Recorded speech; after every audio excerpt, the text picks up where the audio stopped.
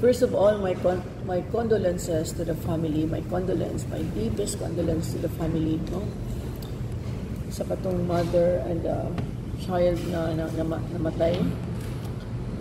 Really, ni-reach out me sa family yesterday. Nagpadala na tag flowers, nagpadala na tag nanabay financial aid, no? Nagpadala na ta. Unya, ang PHO is investigating what exactly happened. So, it's really heartbreaking what happened to the mother. As I've said sa akong post ganina ba nga, we're really taking this seriously. And something like this should not happen. But this has been happening in the past. Only sa usa ka reason good nga akong gilansaran. Kaya nakita na ako ni sa hitabo sa probinsya nga barato kay kinabuhi, This is not an isolated case. It happens so many times from Camotes, from Bantayan. Wala lang yun na, wala lang siya na social media ba.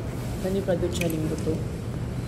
But as I've already mentioned, we have already released funds to the district hospitals and provincial hospitals para they can already purchase medicines and equipments para sa ilahang pag-operate sa hospital.